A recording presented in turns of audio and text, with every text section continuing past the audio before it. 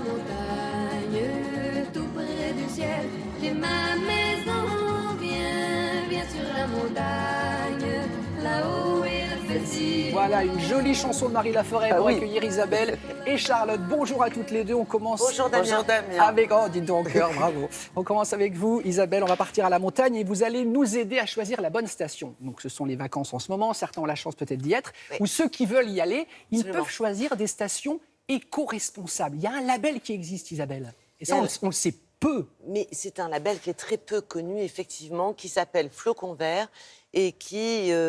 certifie les stations de sport d'hiver qui sont les plus écologiques, qui sont les plus respectueuses de l'environnement. Parce qu'on aime bien le ski en France, puisque 8,5 millions de Français ont pratiqué le ski en 2018. Je crois qu'on est deuxième après les Allemands dans la consommation de sport d'hiver. Donc c'est vrai que c'est un sujet qui plaît beaucoup. Maintenant, le problème aussi, c'est que le tourisme n'est pas forcément toujours très écologique. Qui dit ski dit remontée mécanique, dit électricité, dit canon à neige.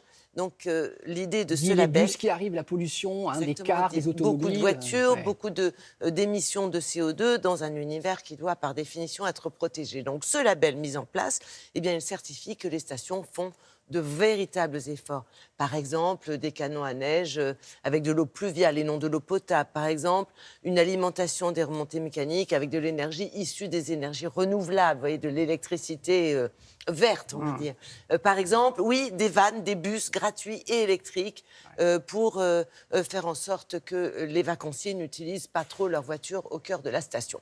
Alors, comment ça se passe ? Eh bien, il y a 21 critères qui ont été établis en concertation avec l'ADEME, l'Agence de l'environnement et de la maîtrise de l'énergie, avec des associations d'élus, avec la Fondation pour la nature et une association qui gère ce label qui s'appelle Mountain Riders.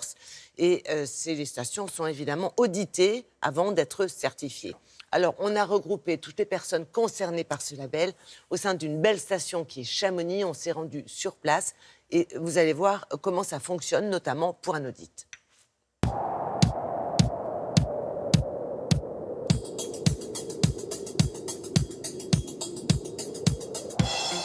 Le label Flocon Vert est un label qui vise à informer les skieurs, les familles qui viennent à la montagne, les randonneurs.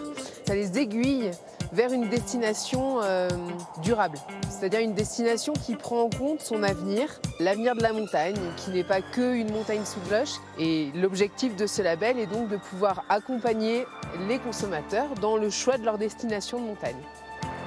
Donc au départ, pour avoir un label, il y a des audits de tous les secteurs, au niveau même des services municipaux. Donc cet audit, ça nous fait à quelque part du bien, on sait où on en est. Et après, on va chercher les points d'amélioration. Une destination qui a obtenu le label, c'est une destination qui a travaillé sur près de 31 critères. Des initiatives personnelles et qui vont tout à fait dans le sens du label quand on est élu ou même quand on est socio-pro. Exactement. Donc protégeons-les et ça passe par des actions mais toutes simples. Gestion de son transport, de ses déchets, de son énergie. C'est une démarche volontaire avant tout des élus. Il y a 30% de notre poubelle qui est normalement valorisable en matière organique. Sur ces 30% valorisables, ça devient des déchets qu'on appelle des déchets détournés. C'est-à-dire qu'ils sont ni transportés, ni brûlés. Et in fine, ça agit considérablement sur la qualité de l'air. On voit effectivement qu'on a un volume conséquent, avec des bonnes pratiques. Et toutes ces petites démarches nous permettent d'aller vers ce label Flocon Vert et d'être encore plus ambitieux, parce qu'il faut qu'on soit encore plus ambitieux pour essayer de préserver notre vallée, parce que c'est un vrai petit joyau. Bonjour. Frédéric Donzier, auditeur Flocon Vert. Pierre-Luc Leborgne, je suis responsable sur le secteur ici. Compagnie du Mont-Blanc. Compagnie du Mont-Blanc, on est aux Ouches. Donc là, c'est bien balisé, délimité, pour éviter de déranger des espèces naturelles. Donc là, on est bien au début de la zone d'hivernage, la zone protégée. Et on retrouve ici, effectivement, l'itinéraire raquette qui doit être suivi par les randonneurs. On voit bien la zone, on voit bien la morphologie du terrain. On est vraiment sur une crête là, et c'est toute la partie aval qui est complètement défendue d'accès du coup. Tout le monde peut rentrer dans la démarche, peu importe le niveau. Par contre, pour obtenir la reconnaissance, flocons verts, il faut avoir un niveau, respecter des seuils. Et ce cahier des charges, il est exigeant. Il est exigeant. Ouais. Alors Isabelle, qui dit cahier des charges exigeant, dit peut-être peu d'élus à l'arrivée, c'est ça? Pour l'instant, oui, il y a 6 stations qui sont labellisées sur 30 qui ont candidaté. On espère bien en avoir 15 l'an prochain. Ces 6 stations, on les a. Ouais. Elles vont apparaître, c'est quand même en dehors de Chamonix, où nous sommes rendus.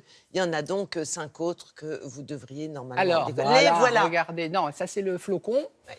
Voilà, on est à les stations ou pas? Bon, on vous les met sur notre site internet sans aucun problème. Vous vous engagez à les mettre, Isa?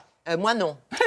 Non, voilà. Elle s'engage à les faire mettre sur le site internet de Télématin, évidemment. Est-ce qu'il y a un label éco-responsable pour la tartiflette, la raclette et le vin chaud? On va enquêter. C'est important aussi. Merci en tout cas, Isabelle.